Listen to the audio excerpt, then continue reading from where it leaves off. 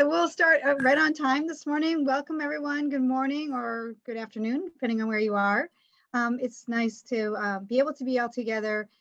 This is our annual Brigham and Women's Hospital Lupus Foundation of America jointly sponsored community forum for patients, by patients really. And we have had it traditionally at the Sportsman's Club in Dorchester, the Sportsman's Tennis and Enrichment Center on Blue Hill Avenue, which is a fantastic space and has loaned us their space. And we're sorry that we can't have it and be all together this year, but by opening it up to a Zoom webinar format, probably we'll have more people from all over the place. So we'll get started soon. I'm just going to introduce our speakers today a little bit and tell you about the lineup and the agenda this morning, and then some of the ground rules for this webinar. So after my intro here, very quick, we're going to hear from Sue Glore at the Lupus Foundation Northeast, and to tell us a little bit about their resources for lupus patients in the area. And then we'll start we have a talk from Dr. Paul Hoover. I know everybody is very interested about new medications for lupus, and I'll introduce him before his talk. At 10:45, we'll move on to a talk from Dr. Jennifer Lerner, who we're also very lucky to have today. And she's going to give her own patient experience with lupus. And then we'll have a small patient panel, which is very interactive about living with lupus and kind of life hacks and different perspectives over the years. And I'll introduce the panelists later too. We'll have a short break then around 11:25. Come back and Dr. May Choi and Dr. Brittany Weber will be talking about cardiovascular disease in lupus and what you should know and prevention strategies and research in that area. And I know there's a lot of interest there too. And then we're going to wind up with very gentle yoga and stretching from Luna Holt, which I think will energize us all and send us off into the day on a good note. So with that, I think I'll also just mention that this is a webinar. So feel free to say hello to your friends in the chat for the first 10-15 minutes. I think that's the nice thing. We can't actually be in person, but we can connect a little bit and communicate in the chat that way. And then later we'll be sharing resources that the Lupus Foundation of America resources and other resources that we might mention, and sites in the chat. We'll use the Q&A for questions for speakers along the way. So if you have questions, a lot of questions have already come in, and we'll hopefully get to a lot of them, maybe not all of them, but hopefully many will be able to answer. And then put your other questions in the Q&A tab, and we'll moderate the session and try to answer your questions afterwards. Okay, so I will introduce all of our great speakers a little bit more formally in a bit, but right now I'll turn it over to Sue to talk about the LFA Northeast a little bit.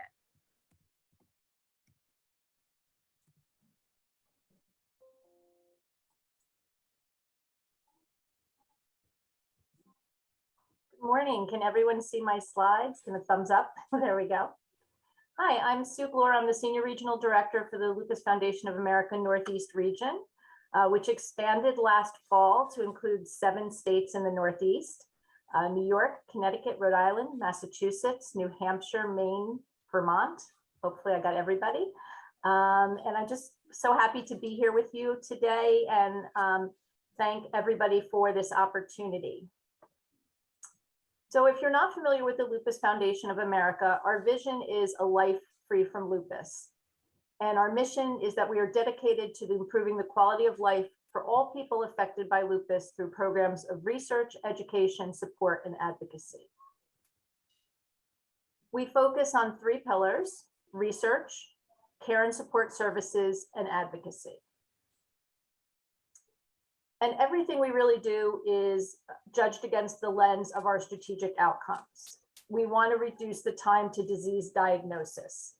We've heard many stories from patients about very long and winding roads, and we are making progress, but we know more progress needs to be made. We want to ensure that people with lupus have alternatives for treatment. I think you're going to hear a little bit more about what's happening with that with Dr. Hoover.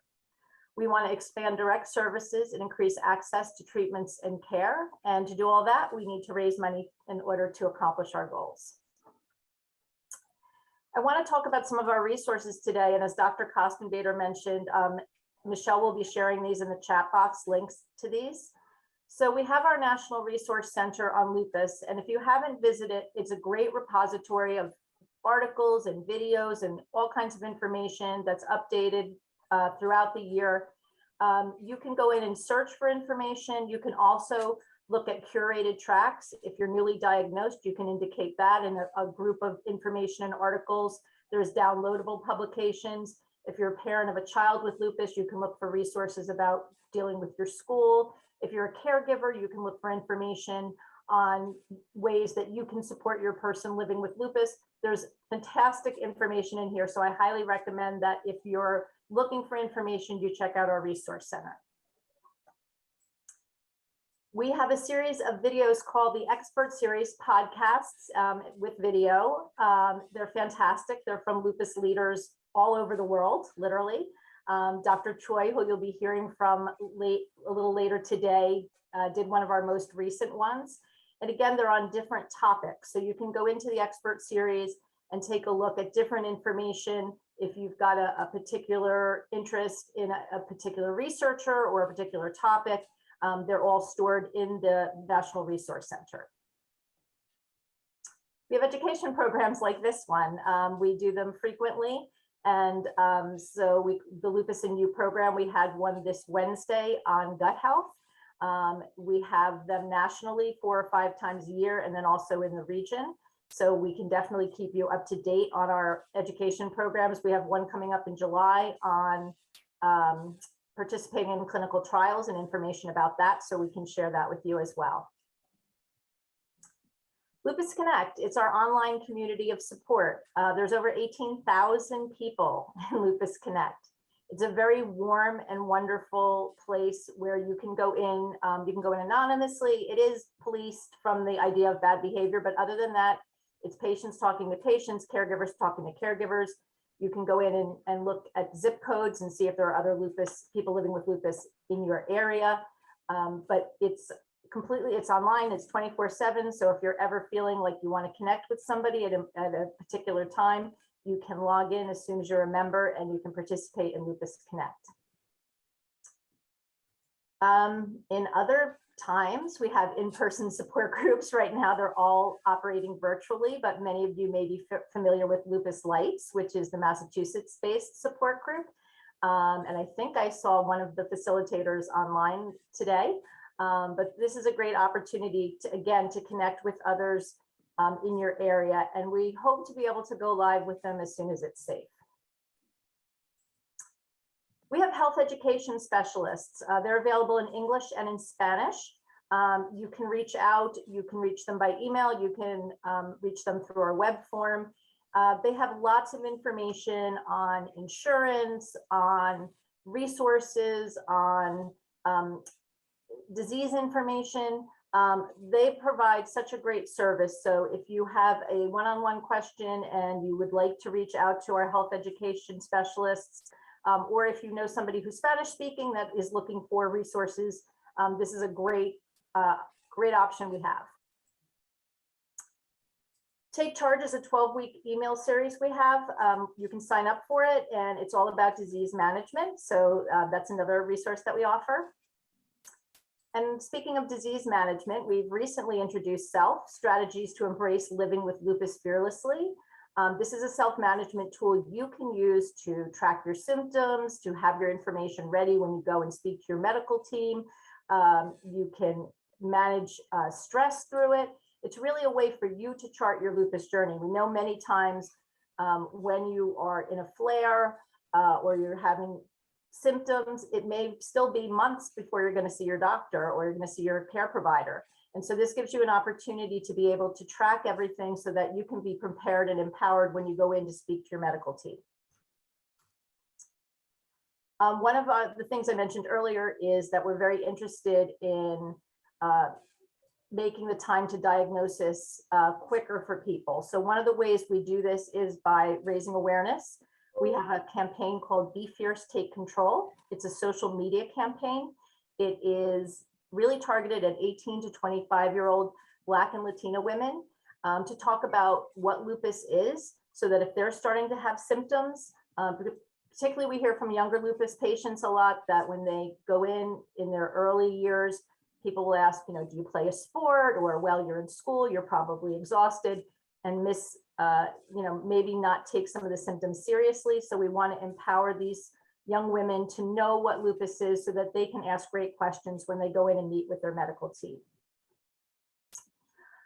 And then another way that you can help accelerate research is to participate in RAY. This is a place where you can share information about yourself and your lupus that is then de-identified and shared with researchers. And so this is a great way that you can be part of research and drug development and really helping to accelerate the pace. The patient voice is so important in both research and drug development. So I really encourage all of you, if you haven't checked out RAY, to take a look at it. And then how can you help? We're very excited to be back in person with our walks this year. So we hope you will come out. I put the Boston walk because this is a Massachusetts-based program today, but there are walks literally across the country all throughout the fall. So if you're interested in getting involved in that, Michelle can share the information in the chat box, or you can reach out to us. It's a wonderful day of community and support. We'll be on the Boston Common on the 15th, so we hope you'll join us. And coming up at the end of this month, we have our National Lupus Advocacy Summit. It's digital this year. I highly encourage you to register. This is a picture from when we were in person on the Capitol steps. It's an amazing day, amazing couple of days. We hear presentations from research community, from the pharmaceutical community, from people in government, and most importantly, from patients. And then on Tuesday, we go on the Hill. We meet with our legislators to talk about why we need support. And it's a very, very special and impactful day. You can also get involved as an e-advocate. You can sign up, and that way anytime there's legislation pending that would affect people living with lupus, you'll get an email. It's a very simple way that you can contact your legislators to show your support. And then this is our contact information. Please follow us on Instagram and Facebook. We do Instagram Lives. We've probably done 7 or 8 of them already this year, constantly sharing information. And with that, I will stop sharing, and thank you very much, Dr. Kostenbader. Thank you very much, Sue. That was great. I must say that I think in my haste to get the show on the road this morning, because we have such a great program lined up, I didn't really properly introduce myself and talk about my roles. I am a professor of medicine at Harvard Medical School and the director of the lupus program at the Brigham and Women's Hospital, where many of you, but not all of you, are patients. We have a very high volume of patients, big patient population, which is just a great part of my job, as well as working with wonderful junior faculty and faculty of all levels. So I'm going to introduce them later. And I also want to say that I also have the good fortune to be the chair of the Medical and Scientific Advisory Council for the Lupus Foundation of America. So I'm very familiar with all of these programs that you just heard of from Sue. Fantastic work they're doing. And we're very lucky now. It's a new thing to have a chapter, a Lupus Foundation of America Northeast chapter. So I hope you'll take advantage of all the resources in the chat. I also want to have a shout out to our own Brigham and Women's Hospital and LFA jointly sponsored peer support group online, the Lupus Lights New England. And I saw that in the chat, there are some links to how to join that peer support group that's been going on online, and I think very successful. And thank you to Dawn and Kelly, who are both in this webinar today, who have been co-facilitators. And I think Cheese has been involved, and others as well, in getting that going. So we have a lot of great peer leaders and peer mentors, and a lot of participants as well. And it's a monthly online meeting. So now we're going to hear from Paul Hoover. As I said, part of my job is to have this big group of lupus faculty and investigators, which is really wonderful at the Brigham and Women's Hospital. And Paul is an MD, PhD. He completed his medical residency and his rheumatology fellowship at the Brigham and Women's Hospital. He's stayed on as a rheumatologist with special interest in lupus, which is very lucky for us. He is conducting really groundbreaking research on lupus and lupus nephritis.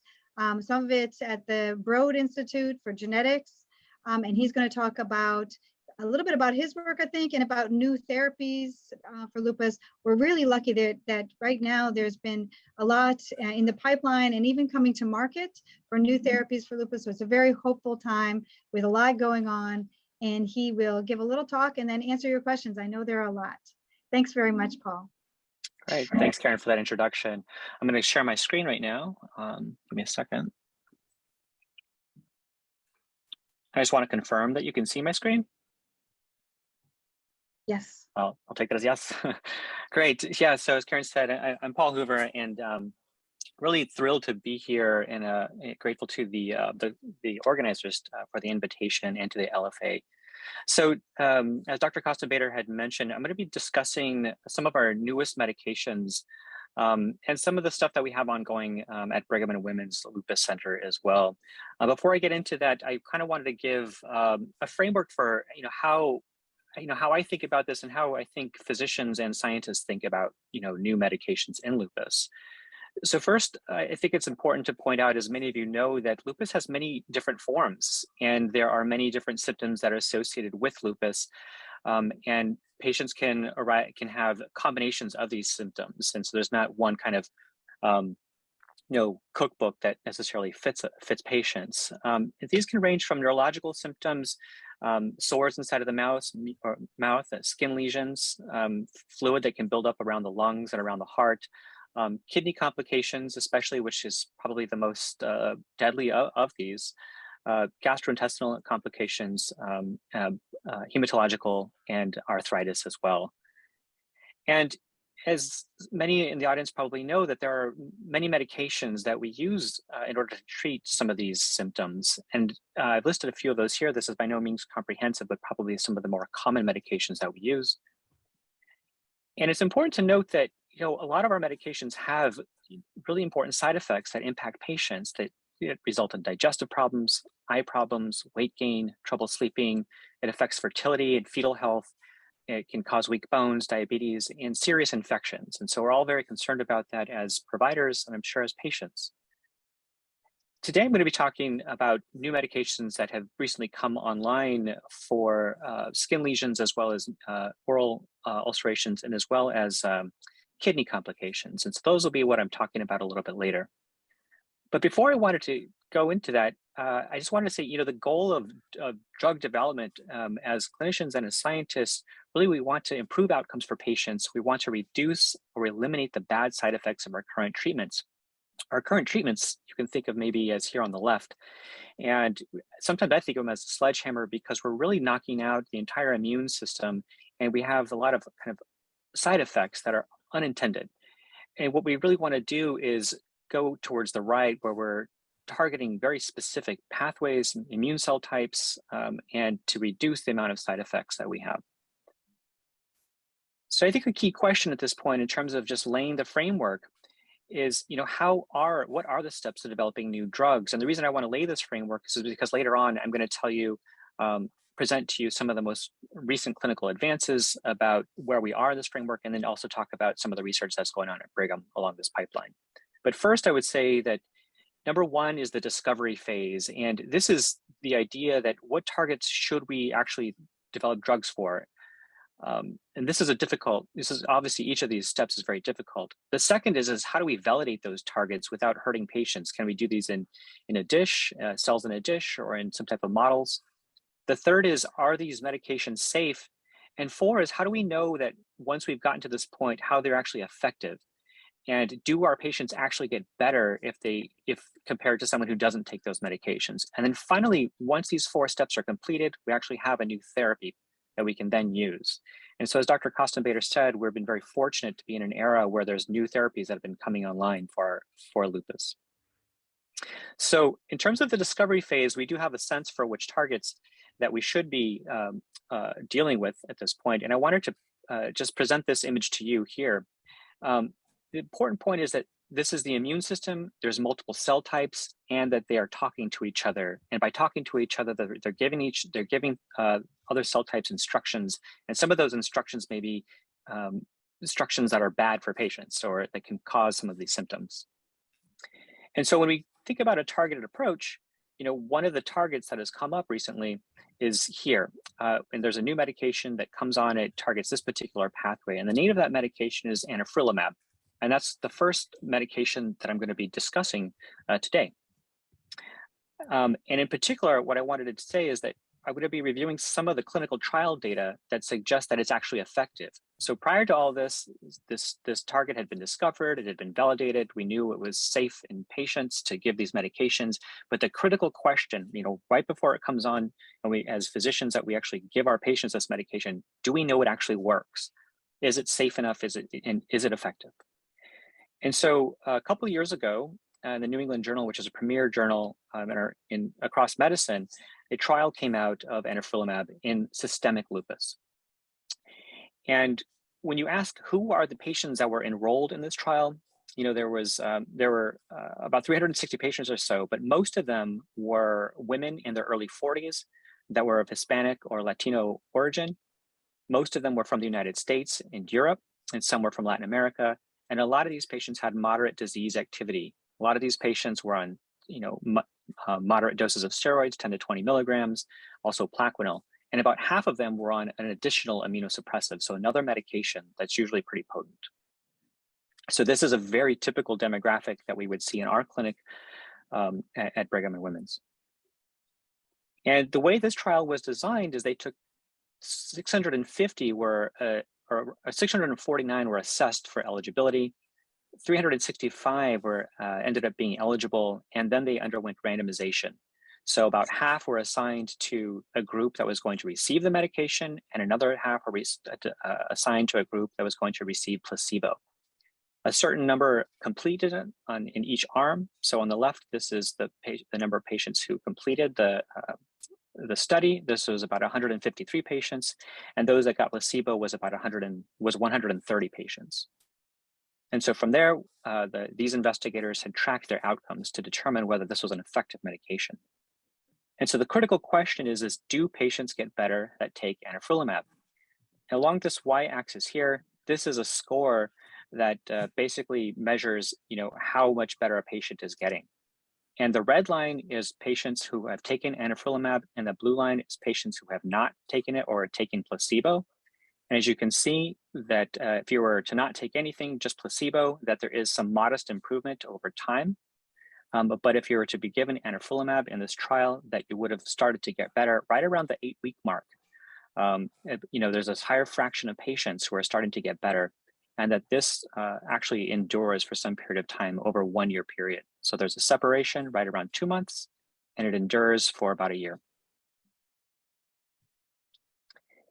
Another critical question is, as doctors and as patients that we all ask is, what are the bad side effects of these medications?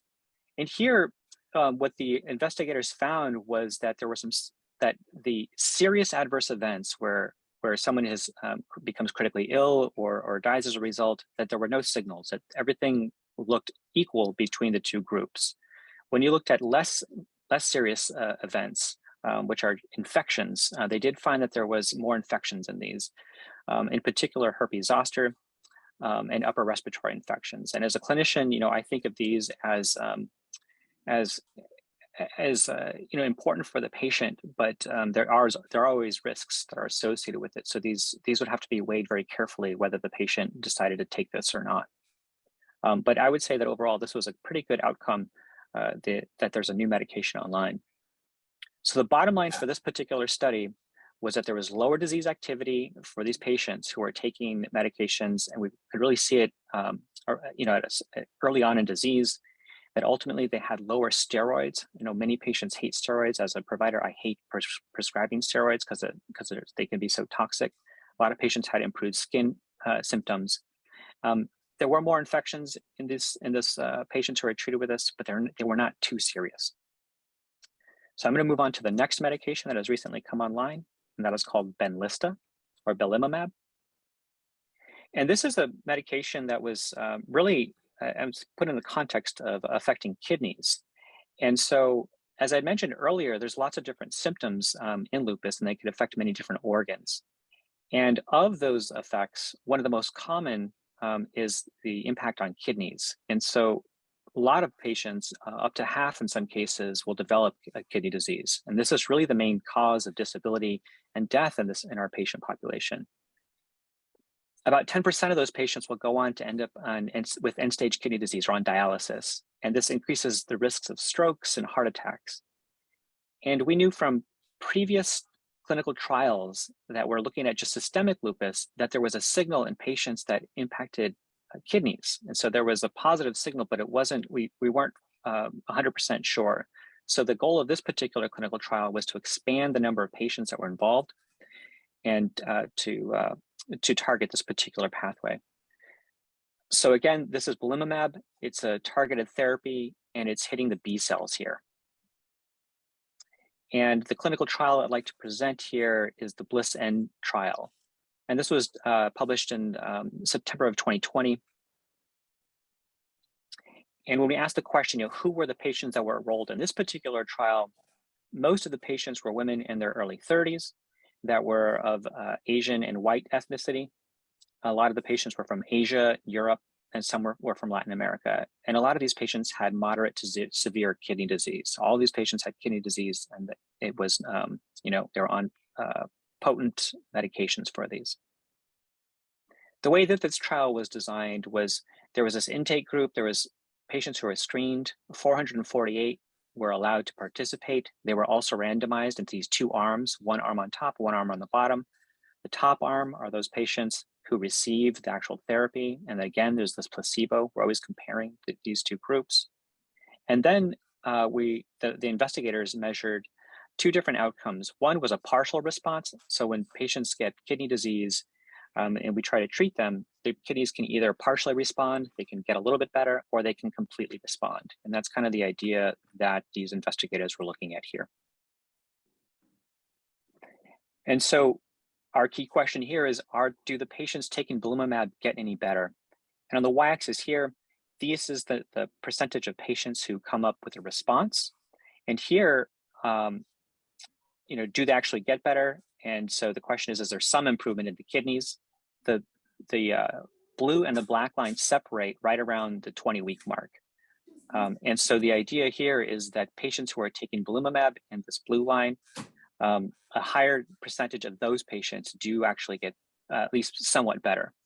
When we asked if patients get completely better, there's not quite the immediate separation of those lines, but over some period of time, maybe around 32 weeks or 40 weeks, patients do have a complete response. Their kidneys improve entirely.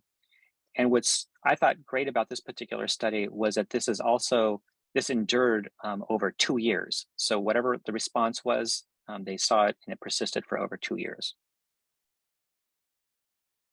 So what were the bad side effects of this particular medication? Well, when they compared the patients who took belimumab to those who just took placebo, turns out most of the things were balanced. All of the adverse events and all of the infections that people take very seriously as well, but these were balanced between the two. So it didn't seem like this particular medication was introducing more risk. So the bottom line from this particular trial was that there was an improvement in the kidney function at 3 months and that it endured for up to 2 years. And so there's ongoing trials right now that continue to look at this to see how long it's going to endure. And then the third medication that has recently come online is something called voclosporin or LUPKYNIS. And going back to this idea of targeting the immune system, we talked about our 3 cell types here, and this is targeting one cell called the T cells in particular. It also targets the kidney cell, but most importantly, it targets the T cell here. And this was also a phase 3 clinical trial that was published in the Lancet May of 2021. And when we ask who were these patients in this particular trial, again, most were women. These were in their early 30s that were white and Asian. Most of them were from the United States and Europe, and some were from Asia. And these had moderate disease activity as well in terms of their kidney disease. A lot of them were on steroids and Plaquenil, and about half were on another medication. Here, 728 patients were screened, and many were disqualified for multiple reasons. But at the end, 357 were enrolled into the study, and then they were split into two groups, just like the other studies. So one group receives the medication, and then the other group just receives placebo. And at the very end, there's 163 that completed the study who received the medication of voclosporin, and on the other side, there's 147 that received placebo. So now they can compare these two groups. And asking this key question, do patients taking voclosporin get better? And we then separate out, do they get somewhat better or completely better in their kidneys? And for the patients who get, the question of somewhat better, on the left-hand side, you can see there's a separation between this blue line, which is the patients who are taking the voclosporin, with the red line, which are the patients who are taking placebo. And that pretty early on, there is a separation in the line. These, along the x-axis here, are the number of days. So by around 2 weeks or so, you can start to see the separation of the lines, that there's already some modest improvement, and that this endures for a 1 year time. And we ask the question, well, do patients completely recover? And the answer there is yes. These patients also have an immediate response, and that also seems to endure. And the difference between these two lines persists for at least 1 year. So again, investigators are looking at how long does this actually endure? And so what were the bad side effects here? In general, all of the very serious adverse side effects were balanced, but there was more problems with digestive issues as well as infections in this particular study.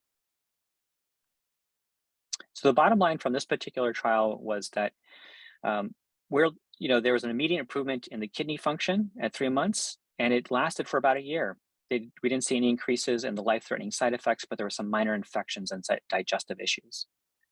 So those are three different medications that have just come online that I think many physicians are very excited about, because now we have new tools to use that seem pretty specific. And rather than that kind of sledgehammer idea, we're now moving more towards a targeted therapy. But with that said, I wanted to go over some of the things that we're doing at Brigham and Women's. So, I guess this above you, you can see our entire team. This is a couple years old now, but this is our lupus research group. This is composed of physicians and scientists. Dr. Kostenbader, you can see, is in the middle. I'm over on the left, and there's some other folks that are, I think, also speaking today that are in this picture.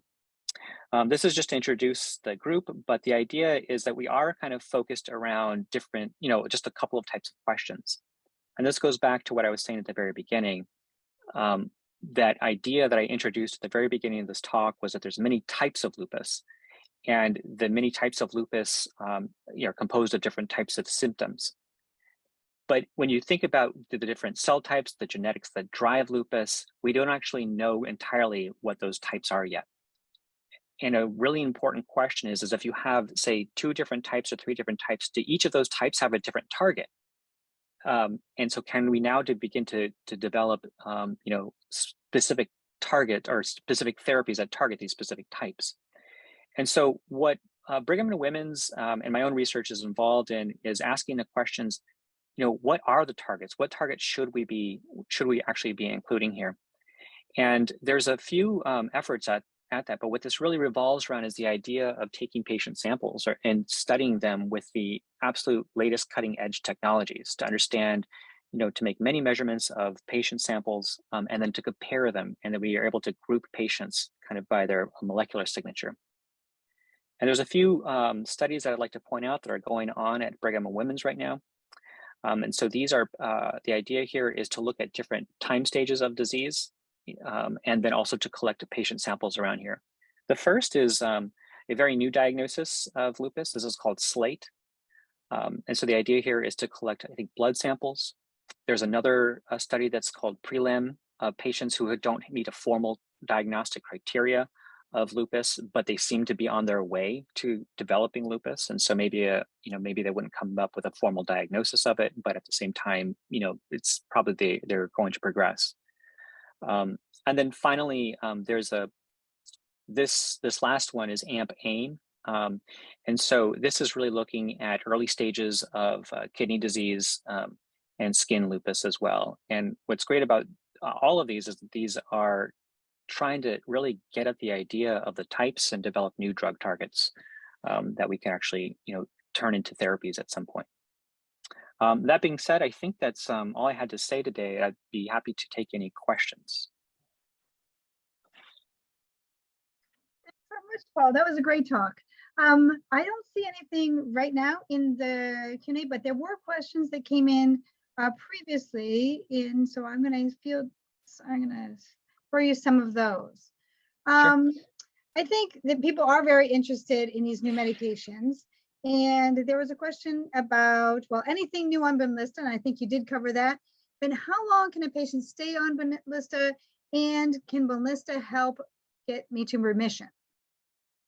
Yeah, these are really great questions. So I guess I would take this apart as the idea that what we know for sure, and then what we want to know in the future. What we know for sure is that if you look at this particular table here, that we know that Benlysta, we've studied it out at about 2 years, so 104 weeks or so, and that there's this kind of durable response. And so that, like I said, that's really great news because this impacts patients, and it seems to be have a fantastic effect on them. The key question is like, now that the disease is presumably in remission, can we drive it into remission completely, and how do we begin to taper these medications? And this is a really challenging question because I'd say as a field, we haven't formally studied this. We don't have clinical trials, at least with Benlysta yet, how to withdraw medications. We're doing this with other drugs, but how do you withdraw Benlysta? So this is an important question. So I would say that clinical trials should be developed to understand how to withdraw this medication. But in the meantime, if you don't have that information, then I would argue that this is a kind of a very personal decision that you would make with your rheumatologist or nephrologist, whoever's guiding the physician who's guiding this particular treatment plan.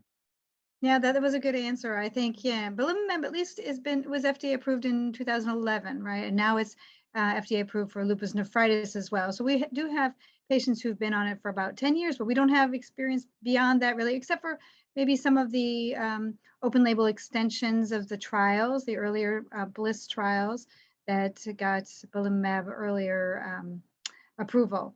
So, our experience grows over time. And then with anifrolumab and voclosporin, these are brand new. Anifrolumab just was it was approved in July, I think, last year, and is now just available on the formulary at the Brigham, because we always have a bit of a lag. So other questions here. Let me get to back to the questions.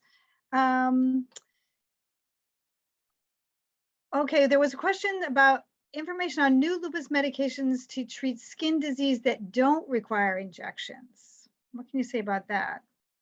Yeah. I don't, because right now probably the newest medication for this is anifrolumab, which unfortunately at this point is an infusion, and we're working towards getting it to an injectable. But I'm not aware of any medications that are online at this point that are new. Yeah, I agree. That's a hard one. I think that we work very closely with the dermatologist at the Brigham and Women's Hospital, Ruth Ann Vlugels and Joseph Marola, who are both kind of our dermatologists that really specialize in cutaneous lupus. And they do use a lot of things off-label. And they have experience using methotrexate and dapsone and more experimental medications for different forms of cutaneous lupus skin disease. But anifrolumab looks great for skin disease. It is an infusion medication, but it looks great in the trials, as you mentioned, for skin disease. And then I think it's really expert opinion, a lot of lupus therapy, because it is such a heterogeneous disease, is very individualized. So, I think speaking with doctors and thinking about what is the next step if your skin disease hasn't responded to the standard therapies. Usually the standard therapy to start is hydroxychloroquine. And we start, almost everybody with lupus on hydroxychloroquine, and especially if they have skin disease, right?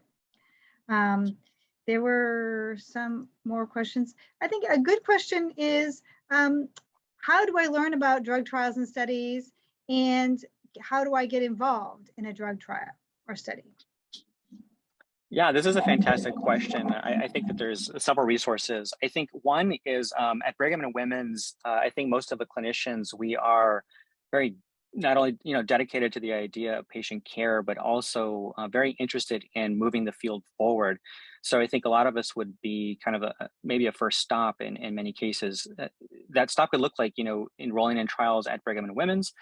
There are also national trials. I would say another fantastic resource would be places like the LFA or other websites in order just to identify what clinical trials may be available. But I'd say that working with your primary rheumatologist, especially folks from the Lupus Center at Brigham and Women's, would be a fantastic way just to get involved with it. Yeah, I agree, and I think that people should voice it there. Sometimes in the space of an appointment, we have so much to go over that we don't mention the trials and studies that are going on.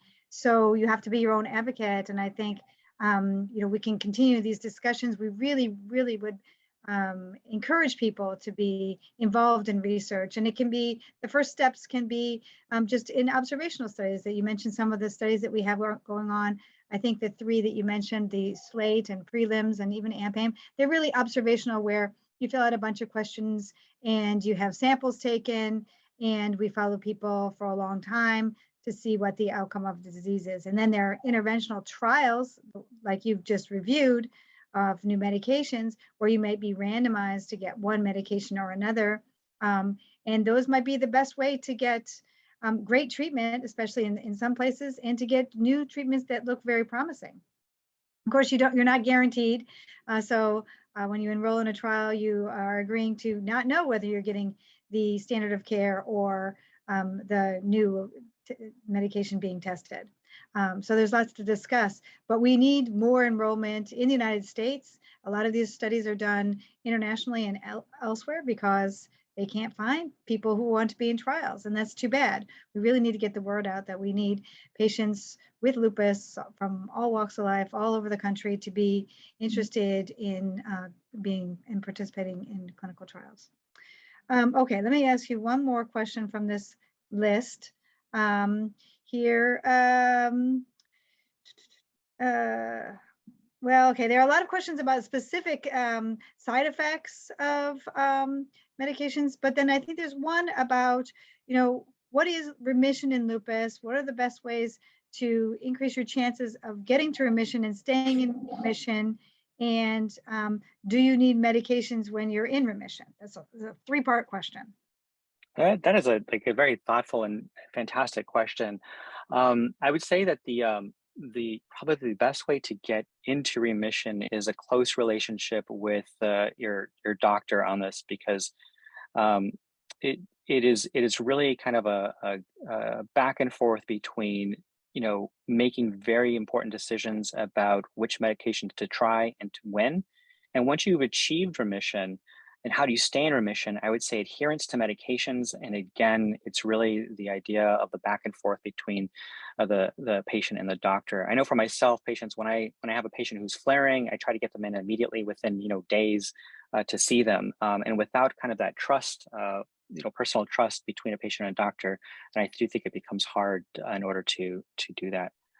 So I'm not sure if you have anything else to add, Dr. Acosta. Yeah, no, I think that the field of lupus research is really, and clinical research is really recognizing that the target, the holy grail for lupus treatment is remission. That we want to get people, and remission, there are standard definitions, especially for studies and trials, but I think remission is really a personalized decision too, a trade-off between medication side effects, what you are willing to accept, and how active your disease will be. But when you get to the place that is really good for you, you want to stay there as well. So I can't emphasize enough, you're talking about working very closely with your doctor and being, adherent to the regimen, being on board with the regimen, and making your follow-ups. I think a lot of people don't realize that lupus is unfortunately a chronic disease, that even when it's not active, even when you're feeling good, you still have it.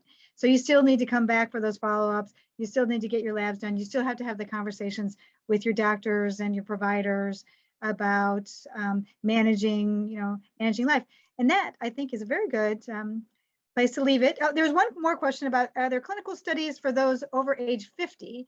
And yes, at the Brigham, we have many studies, and we do not age discriminate. We will take all comers. So even people over age 50 or whatever age, we will be happy to have you in our studies. And I'm sure there are trials as well. A lot of the trials that you were discussing have people who are a little bit younger, because often people, when they're younger, have more active disease when they're newly diagnosed. And they really are trying to get people with very active disease in the clinical trials so they can see whether the medication works for active disease. But a lot of our clinical studies following people for long-term in cohorts enroll everyone. So please, if you're interested, we would love to have you. Thank you very, very much, Paul. That was very informative, and hopefully people learned a lot. I did. Okay, I'm back, and I have just about 11:40, so we're running about 10 minutes behind, but I think that's okay because we had great conversations and fantastic talks, and I really appreciate everyone's time. So now we're going to move on with our program and talk about heart disease, cardiovascular disease in lupus, which I know people will have questions about because it is a topic of concern. So as I said earlier, the best part of my job is working with our fantastic patient population and our faculty. So I am proud to introduce Brittany Weber and May Choi. So Brittany did her training. She's an MD, PhD. She did her training in internal medicine and cardiology at the Brigham, and now she's faculty, and she's our cardio room specialist. She sees many of our rheumatology patients, many of our lupus patients, for advice about preventive cardiology, as well as cardiovascular disease and other cardiac manifestations and problems in lupus. And she's worked with me and with May Choi closely over the past few years. And May completed her medical training at the University of Calgary, where she is back now. She came for about 2.5 years. She was a Brigham Lupus Fellow, and during that time, she completed her Master's of Public Health at the Harvard School of Public Health. And she's very interested in, among other things, cardiovascular disease in lupus. And now she's junior faculty back out at University of Calgary. So they are going to do a joint presentation now and talk about a matter of the heart. So I'll turn it over to them. Thank you both. Great, thank you, Dr. Kassenbader, for the introduction. So good morning, everyone. On behalf of Dr. Weber, I would like to first thank the organizers and the Lupus Foundation of America for inviting us to do this talk. That's a very important topic we're very passionate about. And we also really want to thank the panelists for sharing their stories this morning. And they've really inspired me and reminded me of why I'm doing what I'm doing, and that I really want to work harder to help my patients, not only on the clinic side, but also from the research side of things. So we'll get started on this topic. And what we're going to do today is we're going to give you an overview of heart disease among lupus patients. We're going to discuss what are some of the risk factors for heart disease that applies to not just lupus patients, but the general population. And then what are some of the more specific risk factors that apply to lupus patients. Then end it off with some exciting new research that Dr. Weber and I are involved in at the Brigham and Women's Hospital. So let's start off with some good news. So the prognosis for lupus patients have dramatically improved.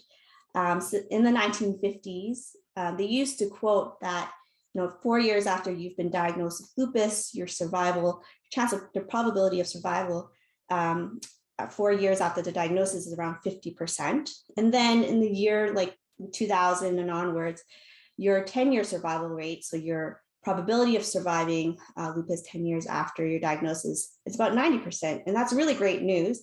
And a lot of that is due to better therapies for lupus patients, especially for the more severe kinds of lupus that Dr. Hoover mentioned about, which involves the kidneys. And then we're also much better at treating complications related to lupus, such as infections. So Dr. Hoover touched upon some of the new therapies that are now available and coming on the market for lupus patients, such as voclosporin and anifrolumab. in 2020 and 2021. In 2011, we had Benlysta come on as well. And you can see for like a long time, we didn't have too many new therapies coming out. So it's very exciting time for lupus patients right now, given all these new medications and different targets of therapy that we are investigating.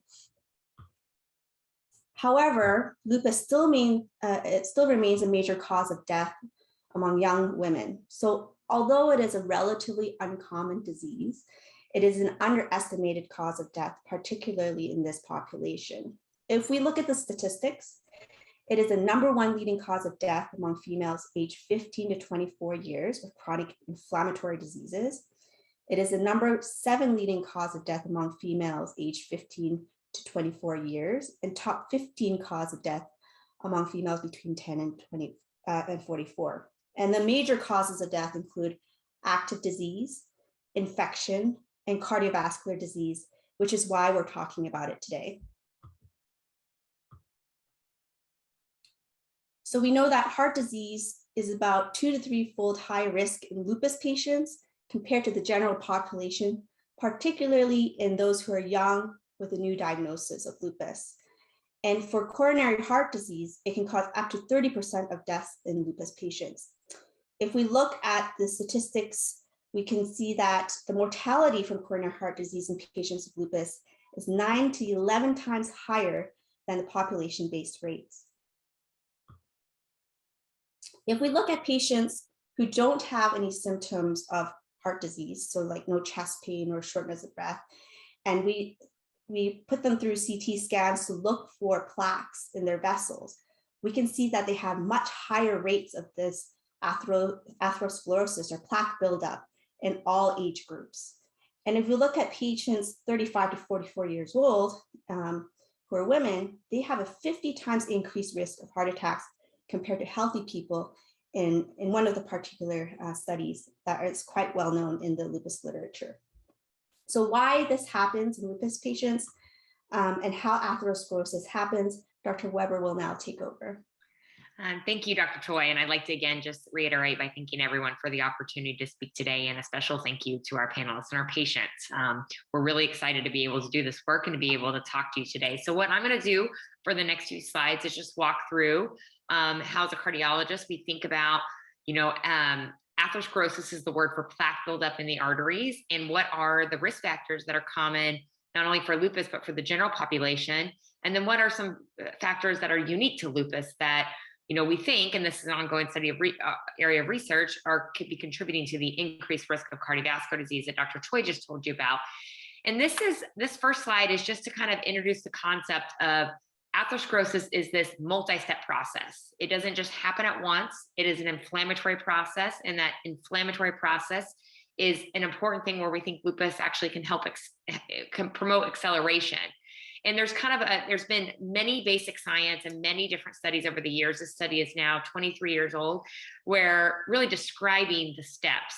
And how we think about it is that the first step is that the endothelium, which is the lining of your blood vessels, it becomes damaged in some way. That could be multiple different ways that could happen. But then after that, that injury creates this inflammatory process that then recruits those white blood cells, your immune cells, into them. And it starts to form what we've defined as this fatty streak. And you can think of that kind of as cholesterol buildup on the lining of the vessel. And that is your plaque. And over time, that will grow. And at some point, that growth could get so blocked where people have symptoms, or that you could even have just a small little plaque build up there, and that could rupture, and that's what creates a heart attack. Next slide, please. And this is just a pathology picture. So these are real human vessels, and it's just showing you that process, actually, so you can visualize it.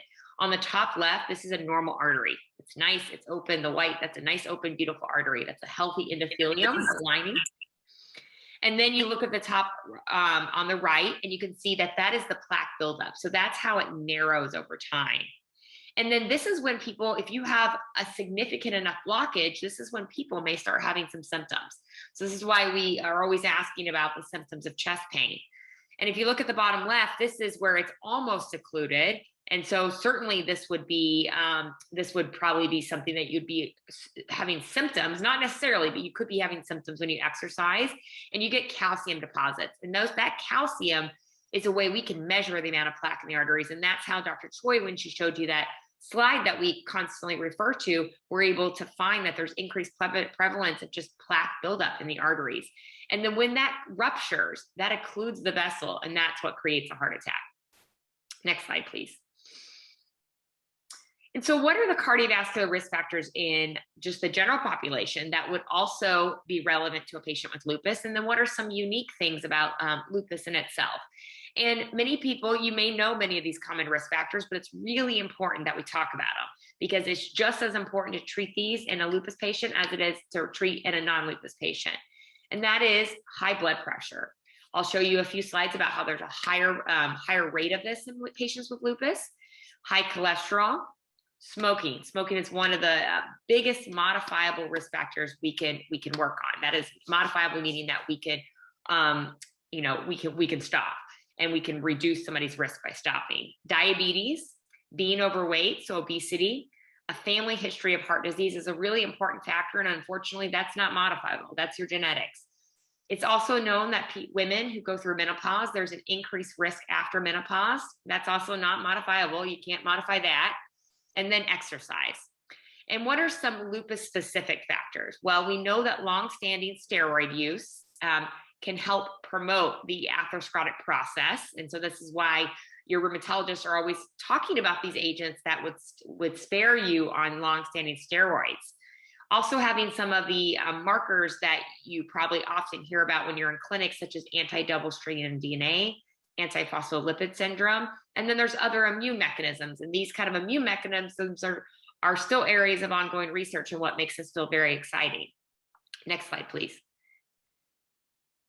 So going to each risk factor individually, I'll spend just a few seconds on each risk factor. So for hypertension, this is an important study where we're showing here where it's just looking at the prevalence of people with lupus and without lupus and hypertension. And the black bars are lupus patients. And you can see they have a much higher prevalence of hypertension. It doesn't matter what age, even people who are young, less than 40 years of age, the prevalence of hypertension was 40%. That is really high. As a cardiologist, I typically don't see patients that young with hypertension. And when they are that young, I start to think about why.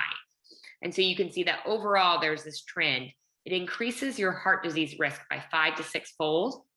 It's associated with kidney disease, so that's an important association for patients with lupus.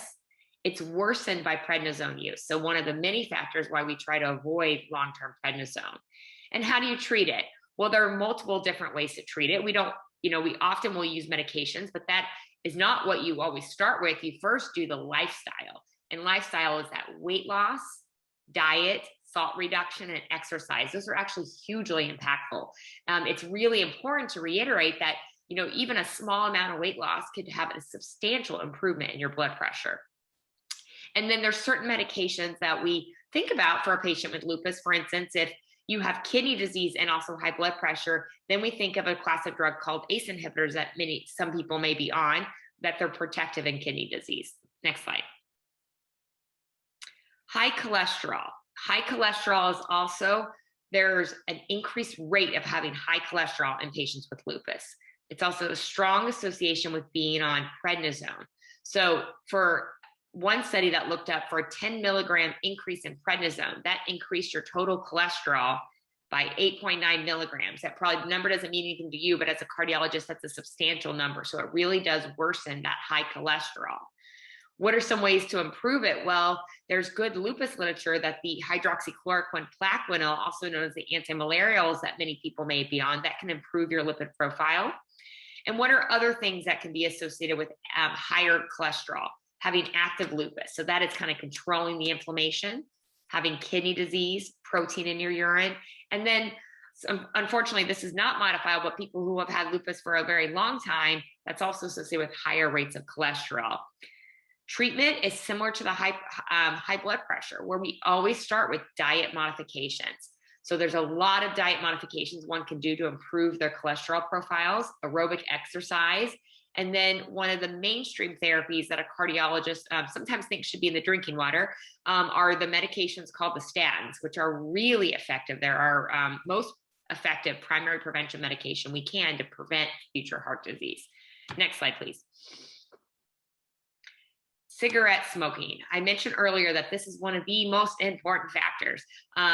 It is modifiable, and it's not confined to just lupus. It is one of the strongest cardiovascular risk factors. People who smoke have an increased risk of having a heart attack by 5 times.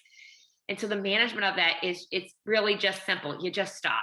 I know stopping can be hard. We have many ways to help patients stop, but it's just so important that we reiterate that the increased association of heart disease with smoking, and also when people stop, you can go back to that risk before you stop. So if you look at this figure, between 5 to 15 years, you've already reduced your risk of having a heart attack or a stroke back to the levels as if you've never smoked. So this is why it's so key for us to really encourage and work with our patients to get them to stop smoking.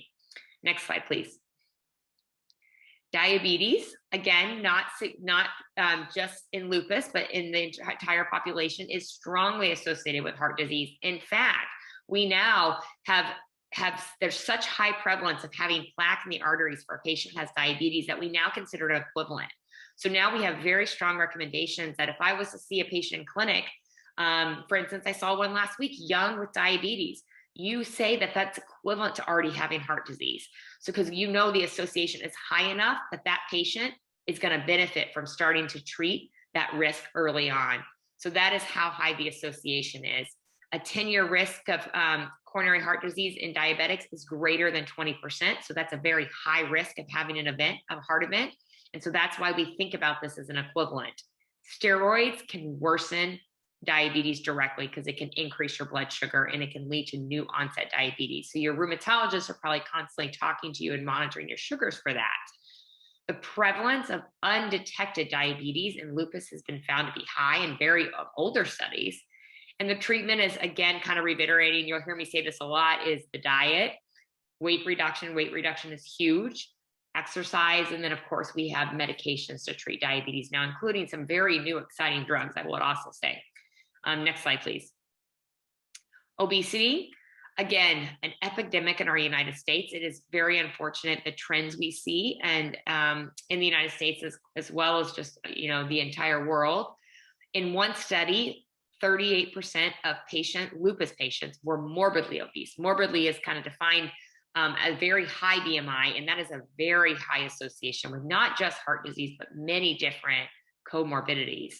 Steroids, again, you're probably getting sick of me talking to you about the bad effects of steroids, but they can increase your appetite. Many patients here may reconcile with that, and it can also lead to weight gain. It leads to a different fat redistribution in the body, and unfortunately, you can't get around that. A sedentary lifestyle, the American diet, again, similar as my other themes, treatment would be that diet, increased exercise.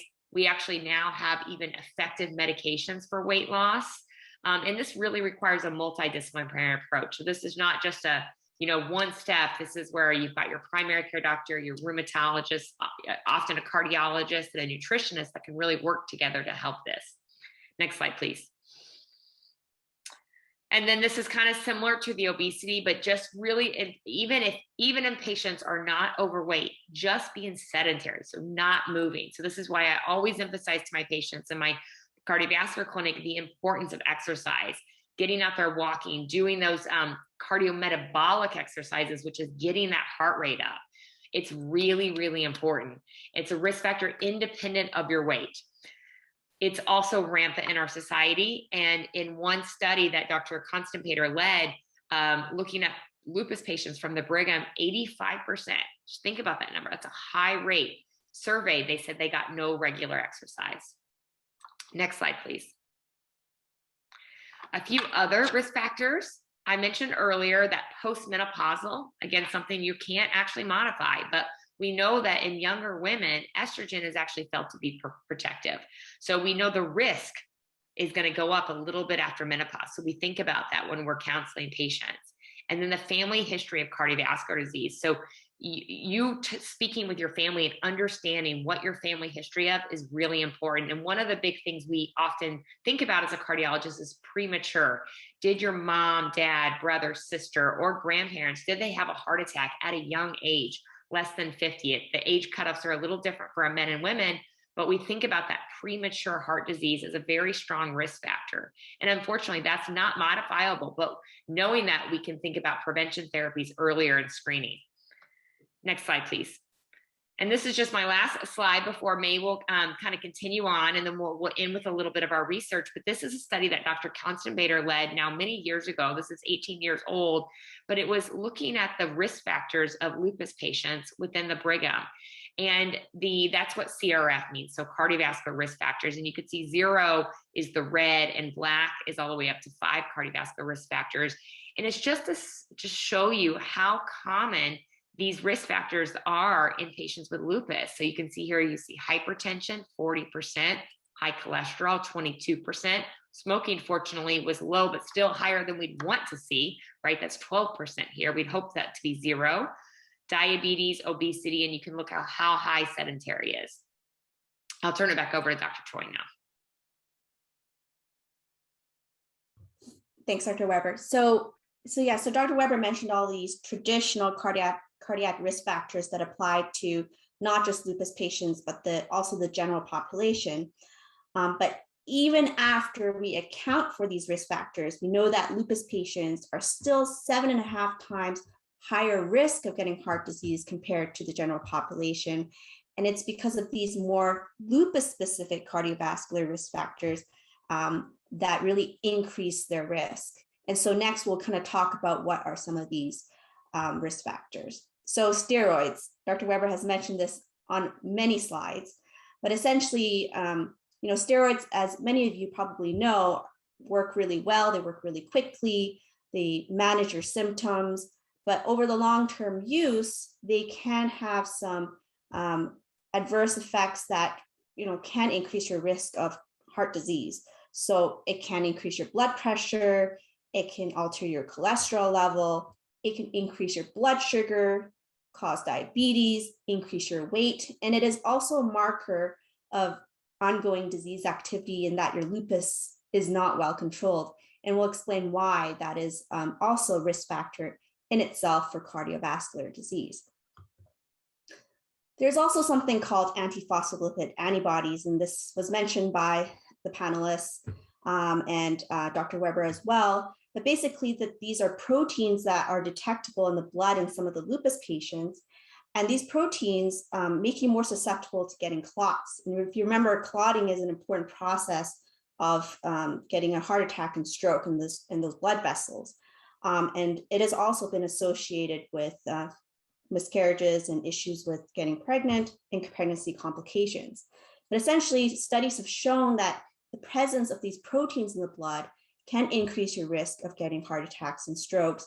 And the way that it's been hypothesized to do this is it can actually damage the blood vessels and speed up the process of plaque buildup. And so your rheumatologist may have checked you for these. These are the 3 antiphospholipid antibodies that are can be checked: the lupus anticoagulant, the anti-beta-2 glycoprotein 1, and anticardiolipin antibodies. So these are the 3 antibodies that have been associated with increased cardiovascular risk. And then we mentioned that the lupus disease itself can increase your risk of heart attacks and strokes. And it can do this through many different avenues. Some of them I'm going to mention here include it can alter your ability to process cholesterol. So it can increase your bad cholesterol and decrease your good cholesterol in your body. It can make your body more susceptible to getting clots, so this procoagulant state. It can damage your blood vessels through inflammation, and it can also impair your ability to repair your blood vessels. And as Dr. Weber had mentioned, impaired endothelial function is also an important process of atherosclerosis. So the story is you should, having good control of your lupus disease activity is an important part of managing your cardiovascular risk. So as I mentioned, there are a few additional risk factors that lupus patients have, in addition to the general traditional risk factors. And if you went to a primary care doctor today to get your cardiovascular risk assessment done, what the primary care doctors would probably do is to get a formula or calculator that they can pull up, and they will ask you about your history of diabetes, your blood pressure, your cholesterol, to calculate a risk of you getting a heart attack and stroke in 10 years. But unfortunately, these calculators and formulas don't have space, or they haven't accounted for things like steroids and your disease activities and these antiphospholipid antibodies. And studies have shown that if you use these traditional formulas, your risk is vastly underestimated by these tools.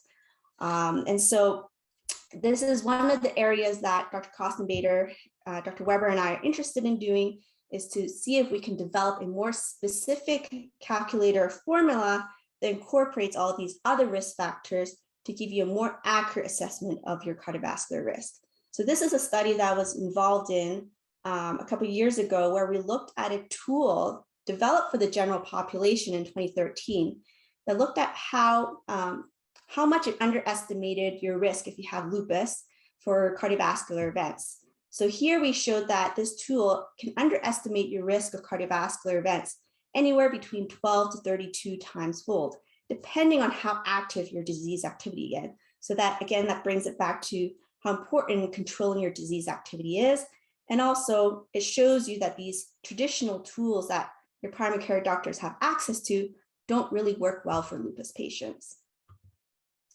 So in summary, I think it's important for lupus patients to have good management of their disease activity as part of their reduction for cardiovascular risk. And that includes using the lowest effective dose of steroids for the shortest period of time. Dr. Weber had mentioned that there's evidence for use of hydroxychloroquine, and those who stay on it have the best benefit. And if you do have antiphospholipid antibodies and history of strokes or heart attacks, clots, pregnancy issues, then blood thinners may also be beneficial for lowering your risk. And being aware of what your risk is also very important. And that's why some of the research that we're interested in doing right now is to develop this specific lupus calculator to accurately predict what is the risk of heart attacks and strokes for our patients. So before we move on to other types of research that we're involved in, just wanted to summarize that heart disease is quite frequent in lupus patients. We share many of the risk factors that the general population have, but we also have additional risk factors that increase the risk of cardiovascular disease. And Dr. Weber had talked about many of the modifiable lifestyle changes, like managing your weight, if you have diabetes, managing your sugars, exercising. Those are all really important lifestyle changes. Stopping smoking or lowering, cutting down on smoking is very important. And then from the lupus perspective is managing your disease activity with your rheumatologist. So Dr. Weber, would you like to talk about some of the research that we're now involved in as well?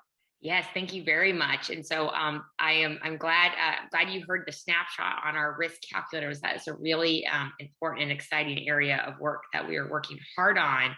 And I'm going to spend just the last few minutes of just telling you about one study.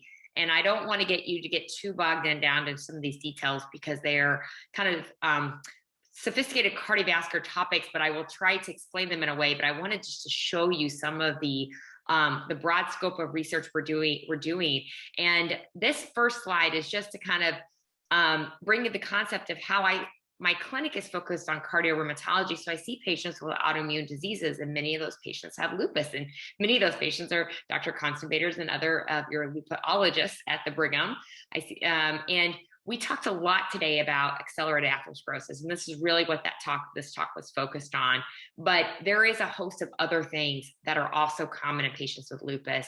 That is also pericardial disease. I have many patients with lupus where I'm managing pericarditis, inflammation around the lining, separate problem, does not increase the risk of having a heart attack, but is a separate and also quite life-changing and can be often scary form of heart disease. It can cause valve disease. It can also cause heart failure, so disease of the muscle. And not listed on here, but rhythm is a question that I just saw in the chat of what is SVT. So that is a supraventricular tachycardia. So that is a heart rhythm. For instance, that is not something we typically would say would be more common in a patient with lupus, and it would not increase your risk of having a heart attack per se, but all these things, there could be inflammation can help drive. And so that is why it is so important, we think, of really addressing all the things that can happen to a patient with lupus in terms of their cardiovascular system, and addressing them in kind of each way as we think about these buckets. And next slide, please.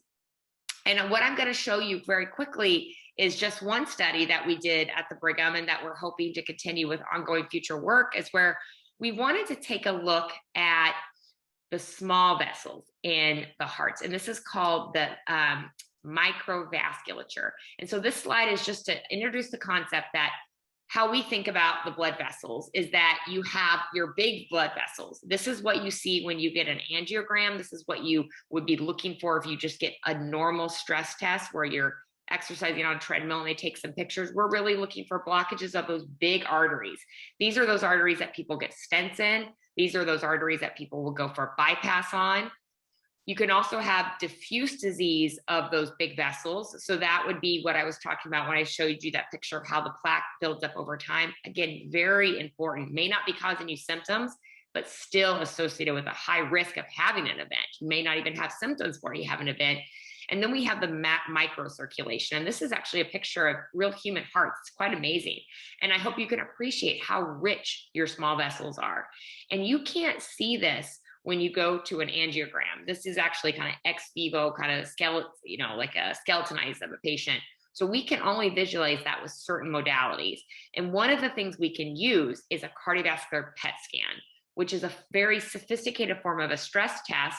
And it's one that my main area of focus of research is on in order to really interrogate the small vessels, and particularly in patients with autoimmune diseases and lupus. Next slide, please. And so this brings together a kind of a complicated concept, but I want to just dumb it down, and I want you to just understand what we mean when we talk about this reserve of your coronary vessels. We call it the coronary flow reserve, and you can think about it as kind of how healthy your vessels are. And we can calculate this with these sophisticated PET scans by essentially injecting a drug that mimics exercise. So you don't actually exercise. We give you a drug that would dilate your arteries. If anybody's had this test, and you would remember, and that mimics what would happen if you were running on a treadmill. And that gets the peak blood flow of your heart. This number is integrated from the big vessels all the way to the small vessels. So we look at everything when we do the PET scan. And then we divide that number by your blood flow at rest. Okay, so it's a ratio. And we have defined through a lot of work from many people in cardiology, but a lot of work from one of my other mentors at the Brigham, Dr. DeCarli, who's one of the cardiologists that we work with on all this work. We've defined what is normal and what is abnormal. And abnormal, we know in patients with autoimmune disease and in patients without autoimmune disease, it's associated with higher risk. So these are important markers we can use to identify damage to the heart vessels early on. Next slide, please. And so this is just one study where we looked at patients with lupus at the Brigham. We said, what patients with lupus at the Brigham, many of these were followed by Dr. Constanbader, and said, who got a PET scan? Like who in our past 15 years? We have a big registry at the Brigham. We're very fortunate. And we just said, let's look at those patients with lupus that had this study. Let's compare them to controls that are matched on those risk factors. So that's an important concept because we already know there's risk factors that are common between patients with lupus and without lupus. And so we match those. And this is just to show you that a PET scan gives you a lot of information. Not only does it give you that data point of the flow reserve, so that kind of vessel health, it also tells us whether you have blockages. It tells you how much calcium you have in the heart, so it is able to estimate how much plaque you have. And it can also say how well your heart is pumping. So I'm a little biased, but I do really like these tests because we get a lot of information where we can really inform our decisions with our patients. So we did that in the study, and we looked by comparing, and the next slide is going to show you the data. And what we found, and you don't have to focus on these histograms, but what I just want you to focus on is that if you look at the blue, you can see that that is to the left, meaning that that is a lower number, okay? A lower number for your flow reserve. So the capacity of your heart to pump blood flow in the setting of, physiologic stimulus, i.e. exercise, is lower in patients with lupus. So that's what this graph is showing you. It's also showing you on the right, we're looking at the plaque buildup in the arteries, and we're saying that these actually look similar. Up to 50% of the patients in the study actually didn't even have any evidence of plaque defined by calcium. So that means that this is not due to just having more plaque. We know that there's an increased risk of plaque, but how we matched in the study, we negated that. And so this is why we are very focused on trying to understand what are the lupus specific factors that causes this abnormality in the vessel health. And I'll just want to finish with one question. Next or advanced slide, please. Is we would like to understand, and this is really exciting work that Dr. Constanbader has been leading, and we're hoping to eventually kind of move forward with a bigger study in the future, is does treating the lupus with those anti-inflammatory medications, right? You've probably are sometimes even overwhelmed with all the medication options. It's really exciting time to be a researcher and to be a doctor in this area, because we have so many different therapies that are coming out that can benefit our patients. And when we think about heart disease, one of the big questions we'd really like to understand, and we haven't yet proven, although we think there is benefit, is that does blocking that inflammation early on, can that prevent all this damage that we're seeing, or can it reverse it, right? So can it prevent early on, or can it reverse it when you have it? And those are questions that we are hoping to keep addressing in the future with all of our colleagues. And the next slide is just the end here. I know we're short on time, so I just want to thank you all for listening. Thank Dr. Troy as well. And just, again, thank all the panelists in the foundation. And a huge thank you to our mentor and fierce leader, Dr. Constanbader, for also help with this talk. So thank you. Thank you very much. I like that. Fierce leader. Wow. That was a fantastic talk, both of you. Thank you very, very much. Very informative. It is a little scary, I think, when we talk to patients about cardiovascular disease, the statistics can be scary, but I think it's reassuring that there's so much work being done by people like you, really pouring your life's work into figuring out what we can do to reduce the risk, which is great. So there are lots of questions. We are running behind, but I think they deserve, maybe we can answer some of them relatively quickly. I don't know. First question was, everybody's scared about prednisone now. We've talked about all the side effects. We do need it sometimes, right? It works fast if we don't have better medications. But what are you considering long-term use, he said? Yeah, I would consider like years and years of prednisone use. Like sometimes when a patient's really sick and they need high doses of steroids, we try to taper it really quickly over a few months. But we're really talking about years where we get to see the complications of diabetes come out, cataracts, and high blood pressure. Exactly. Yeah, exactly. I think Jen addressed that earlier. Yeah. When I ask people about prednisone, I try to get an assessment of, are they just on it for acute flares, and I'll say, like, for instance, in the last year, how many times did you need a prednisone burst? I ask that question a lot in cardiovascular clinic. And then, but I'm really looking at the patients that are never able to wean off prednisone. These are patients who, they can get to a lower dose, but they can never get off those steroids. Yeah, and that does increase risk, definitely. There are some specific questions. Someone is interested in factor V Leiden. I know May talked about antiphospholipid antibodies, but what about factor V Leiden? Does that increase the risk of heart disease in addition in lupus? Yeah, that's an interesting question. Now, factor V Leiden is something that we have recognized can be associated with a higher risk of having blood clots. So that we think about venous blood clots, which is different, but also an important risk factor for cardiovascular disease, where it causes the blood clots in the legs and which can lead to blood clots in the lungs, something called a pulmonary embolism, if people have ever had one of those. And factor V Leiden, when people have increased clots or clots at young ages that we can't often explain, we will often check that. And it's a very common kind of mutation you can think about that people can inherit. And that is something that we we'll kind of use in our armamentarium of data to say they may be at a little bit higher risk. We don't screen for that in a patient that has not had an event, and we also don't treat it. For instance, if you knew you have factor V Leiden and you've never had a blood clot, I would not say you need to be on a blood thinner. But if you had multiple blood clots and I knew that, then I would kind of know that that is one increased factor. And so if you added on a patient with antiphospholipid syndrome, so that increases the risk of both venous and arterial blood clots with factor V Leiden, I would say those are two additional things. And the antiphospholipid is so important to detect in patients with lupus because we have specific treatments. Only specific types of blood thinners really are effective to stop future blood clots in that. So that's why your rheumatologists are always checking for that. Yeah, thanks. That's a great answer. Couple other questions maybe we can answer kind of quickly. There's a good one about what certain tests should we being done and regularly other than the traditional labs, EKG, ultrasound. What do you recommend for screening? I love it. This is what my clinic is all based on. This is what I'm trying to do on all the patients that Dr. Constanbader will so graciously refer me to, is that I think it's really important, one, that we, every patient is different. So I can't say that there is a standard set of things you should all have. I can tell you that anybody should have a lipid panel. So everybody should have their cholesterol checked. That is a recommendation for general America.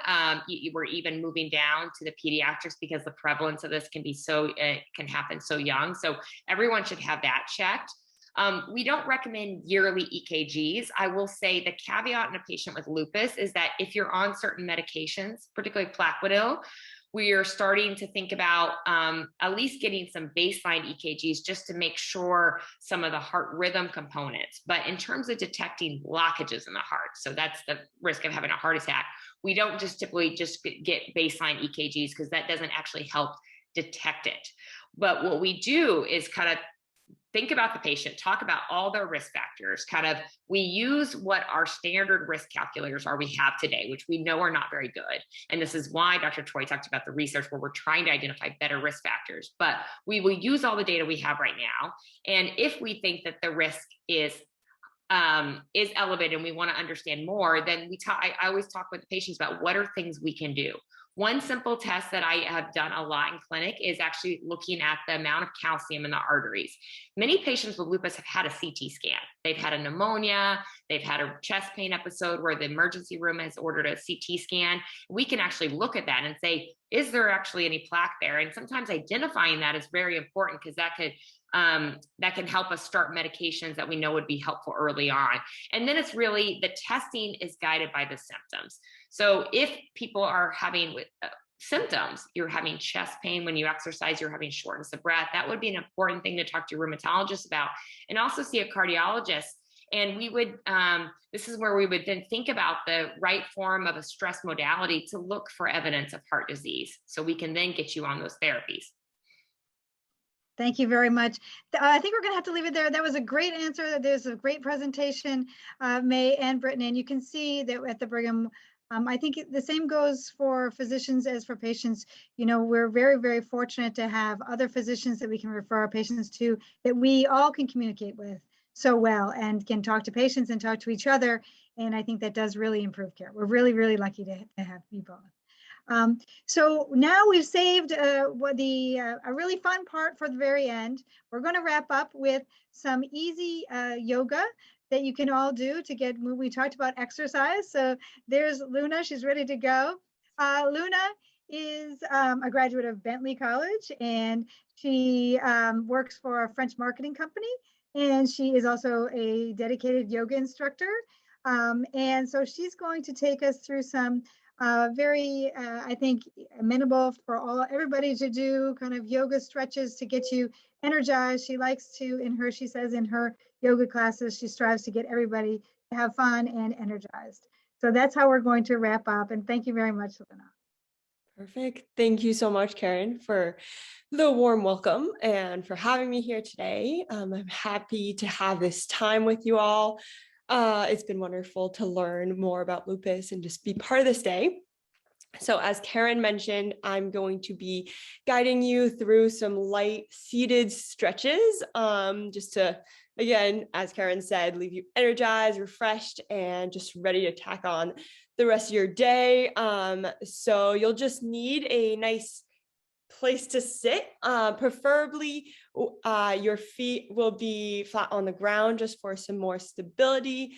My only rule for my classes is that you listen to your own body. As we all know, we're very different to one another. So if something doesn't feel right, please, please, please get out of the pose and take any other variations. I will be cueing other variations.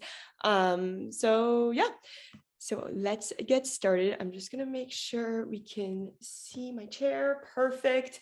So you'll get a nice seated seat with your feet flat on the ground. And from here, we're gonna start with some breathing exercises, or just some breathing, so we can get ready to move today and for class. So close down the eyes and start to notice your breath. Just taking some nice deep breaths in and out. Allowing the shoulders to relax. Finding a cleansing breath. Take another deep breath in and let it go. Open the mouth. Maybe setting an intention here for the practice for the next 20 minutes. Allowing yourself to simply be, letting go of any to-do lists, any goals, any distractions. Taking one more deep breath in through the nose and let it go. You can open the eyes, and for our class here, we're going to be stretching from the head all the way down to the legs. So we'll start with our head with some gentle head circles. So bring your right ear to your right shoulder. And we're going to start doing half circles all the way down, bringing your chin to your chest, really feeling every tendon stretch out, then bringing your left ear to your left shoulder, back to the other side, really making this stretch intentional, feeling the stretch go from the side of the neck to the spine, and then to the other side of the neck. And we'll do the other side once more, bringing your right ear back to your right shoulder, and we'll bring it back to center. So now we're going to do some yeses and nos with our heads. So bringing your gaze is probably to your computer, and bringing your gaze all the way to the right side, but keeping your chest forward. So really just only the head is moving, and then bringing it to the other side. Really feeling that stretch in the cheek, in the right cheek. Once more, bringing the gaze all the way to the right side and to the left. Perfect. Now we'll go for some no's, saying no to any tasks you don't want to do today. So bringing your chin all the way down to your chest, feeling the back, the neck, even the spine stretch out, and all the way up, gaze to the ceiling, but don't strain the neck too much, but stretching the front of the throat, bringing it back down, gaze to your laps. We'll do one more of these, gaze all the way up. And last one, bringing your chin all the way to your chest, really feeling the stretch in the back. Taking a deep breath in and exhale, bring it back to center, gaze forward. We're gonna do some shoulder stretches. So bring your shoulders all the way up to your ears, and we're gonna roll them out all the way to the back opening up the chest and getting your shoulder blades to pinch together all the way down. Bring your shoulders as far as you can from your ears and back up. We'll do 4 circles and not forgetting to breathe. Do these at your own pace, but really opening up that chest and then bringing your shoulders down, feeling the stretch. I think I'm at 3. I have 1 more or 2. Yeah, 1 more. And whenever you're ready, we'll bring it back to neutral for some side stretches. So from here, bring your left hand onto the left side of your chair. You can either hold on to it. If not, if you don't have a side to the chair, feel free to bring your left hand to the left hip. Your right hand rises all the way up to your ear, and we're going to start leaning to our left side. Feel free to open up the legs a little bit more for some stability. Just opening up that side, and we don't want to go all the way to the left side. We want to go a little bit up and above to really stretch it out, open some space in the rib cage. We'll bring it back to center and go to the other side. So left hand rises, right hand is at your right hip, and you'll lean to the right side, opening up the chest, feeling the stretch at every inhale.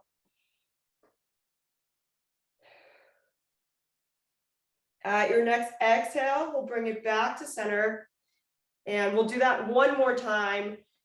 Just if you want to stretch it out a little bit more, feel free to do so. Right hand rises and lean over to the left side.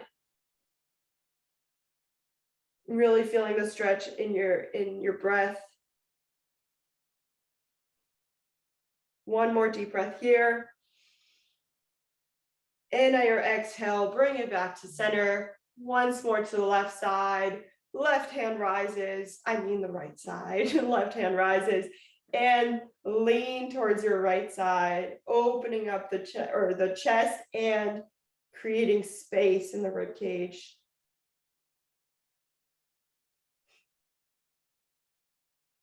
One more deep breath. And exhale, bring it back to center. Perfect. From here, we're going to bring our right hand all the way up. We're going to start stretching the triceps. So bring your right hand all the way up.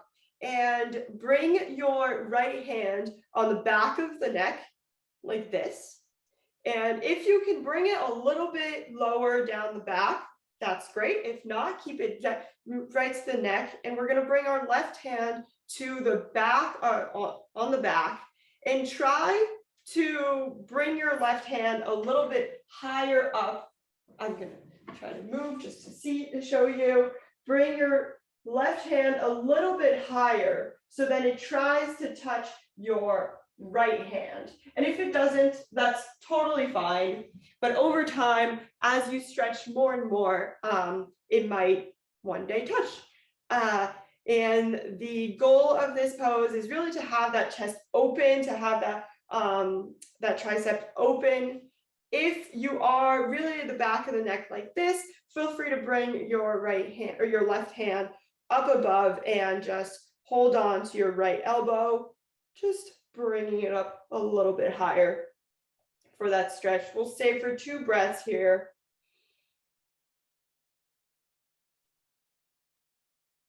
One more deep breath here, filling up the rib cage.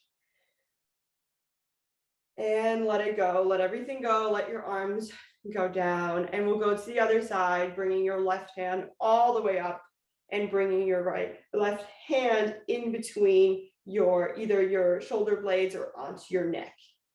From here, whatever variation you took, either bringing your right arm to the back and then shifting it up to meet the left hand, that's one of the variations, or bringing your right hand up above and just pulling your left elbow. Take 2 breaths here.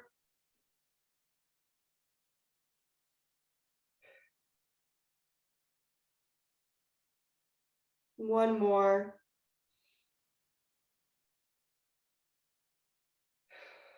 let it go. And we'll go into some cat and cows here. So cat and cows will, well, for a cat, we will inhale here. And as you inhale, you open up the chest and gaze a little bit forward, not all the way to the ceiling, but just a little bit forward, opening up the chest. And at your cow, we'll round out the back, look at your navel, and really round it out like a cow. Exhale all the way here. And we'll inhale into cat. And exhale into cow. Really exaggerating these poses, feeling every muscle in your back really stretch out. We'll do 3 more at our own time. So exhale, cow. And inhale, cat. 2 more.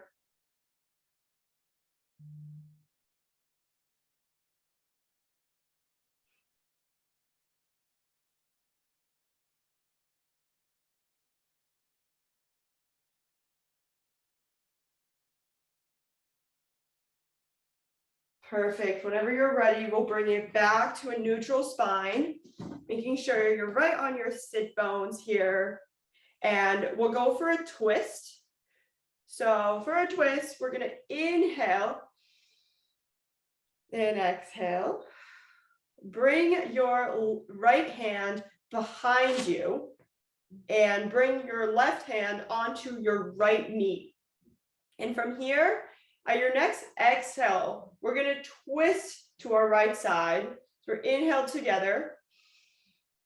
And twist your gaze all the way to your right side, twisting the spine, making sure your chest is open and not closed. And just feeling that twist. And breathing here, maybe going a little bit deeper at every exhale.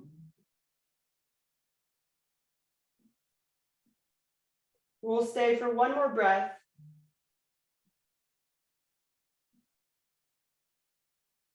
At your next exhale, we'll bring it back to center and we'll go to the other side, bringing our left hand all the way to the back and your right hand to your left knee.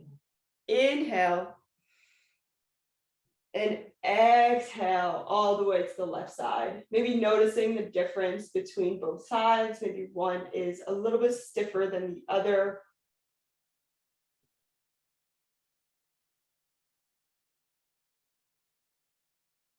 Letting you go, going a little bit deeper if that is calling for you today. And at your next exhale, we'll bring it back to center. And we'll do 2 sun salutations, seated sun salutations, so no need to stand up. We'll bring both of our hands on each side. And we'll inhale, hands rise all the way up and meet at the top.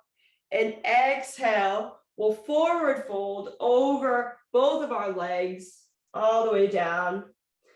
And we'll do that once more. Rise up 1 vertebrae at a time, slow and steady. Hands rise on both sides, meet at the top. And at your exhale, bring it down, forward fold over both your legs. And when you're ready, we'll slowly 1 vertebrae at a time roll up and we'll go to figure 4s. So now that we've stretched the top part, we'll start to stretch our hips out. So for figure 4, we'll bring our right ankle to our left knee and don't touch your right knee. Let it fall wherever it falls. From here, we're going to make sure we are nicely seated onto our sit bones where we have a straight spine, and we'll slowly forward fold over our left leg. And from here, we'll take a few breaths here, really feeling the stretch in your hip, in your right hip.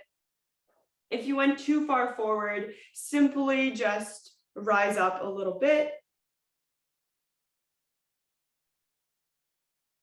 We hold a lot of emotions in our hips. So if you have a burst of emotions, that's completely normal. We'll take one more deep breath here.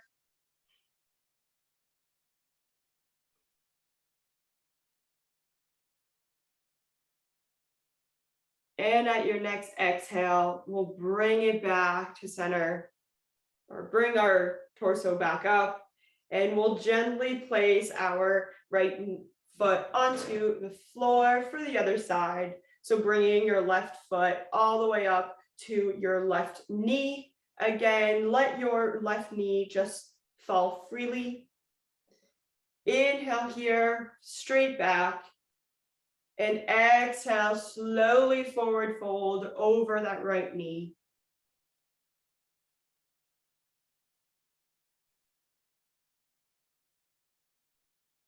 Feeling that hip scream a little bit at every exhale, or at every inhale, I mean. One more deep breath.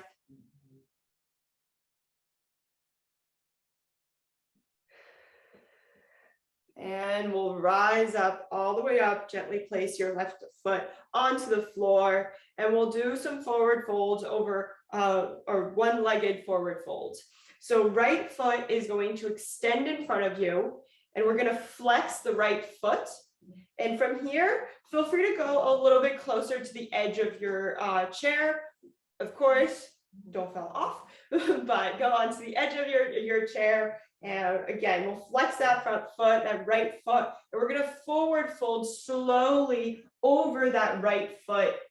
If you need to adjust a little bit, feel free to do so. And we'll forward fold over the right foot, or the right leg, and flex it.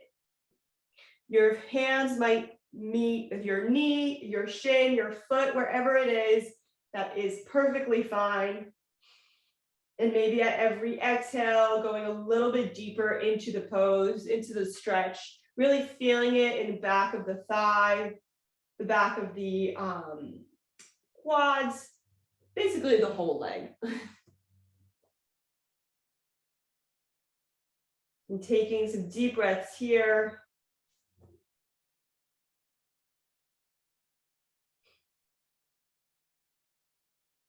Two more.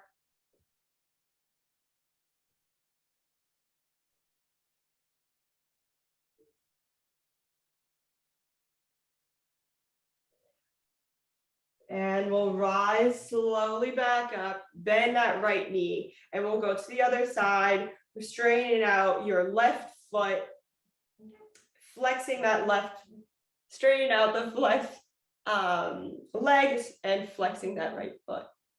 And start to forward fold over the left foot slowly. Inhale. And exhale. Maybe one leg is a little bit tighter than the other. I definitely feel that my left leg is tighter. Inhale, lengthening your breath, and exhale. One last one. Inhale through the nose. And exhale all the way down, stretching it a little bit farther, and bring it back up. Bend that left knee, and we're back into our neutral seated position. From here, we're going to interlace both of our hands like this, and then you're going to actually switch your interlace. So right now, my right finger is in front of my left, and we're going to switch that. So bringing for me at least, the left finger in front of our right. It might feel a little bit weird, but that is the goal. We are teaching our brains that it is okay to be in the uncomfortable. So bring that interlace in front of your right knee, and we're going to bring our knee to our chest. So slowly lift your knee up into your chest and your right knee up into your chest, and feel that stretch. And we're gonna actually we have a tendency to round out the back when we do this. So we'll do a quick exercise of bringing or engaging our abdominal muscles. So as you engage your abdominal muscles, you'll have a straighter spine and then be onto your sit bones a little bit more. So for example, naturally we curve a little bit and we'll engage the abdominal muscles, straighten out the back, and really engaging that core muscles, that core. We'll take 2 breaths here. Exhale, open the mouth. 1 more. And exhale, gently place your knee or your foot back onto the floor, and we'll go to the other side. Again, interlace your fingers and switch that interlace to make it a little bit uncomfortable. Bring that interlace in front of your left knee and start to slowly bring your left knee all the way up to your chest. And again, engage your core muscles so you are sitting right on your sit bones. It's totally normal and okay if your knee goes a little bit down when you do engage your core muscles. Take deep breaths here.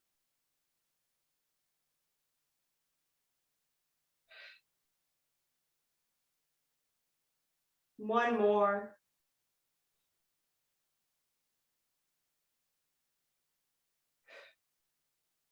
Bringing your left foot all the way back down here.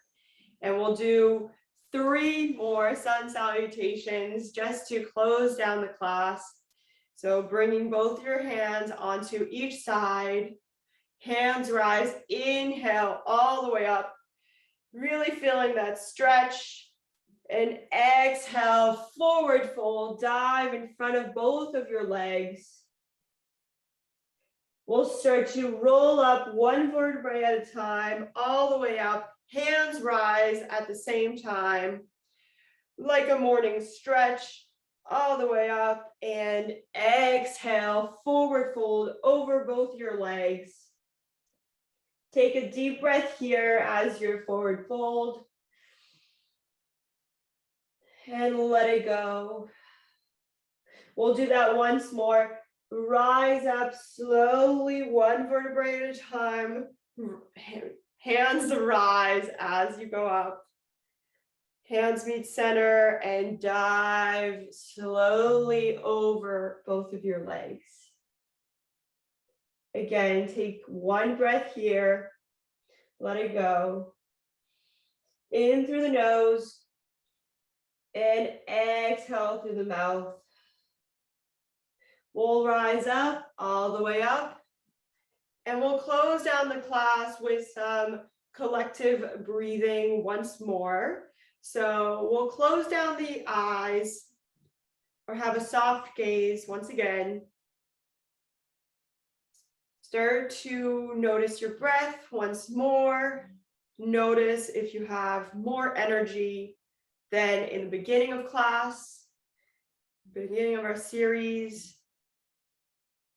Roll the shoulders back, lengthen through the crown of the head.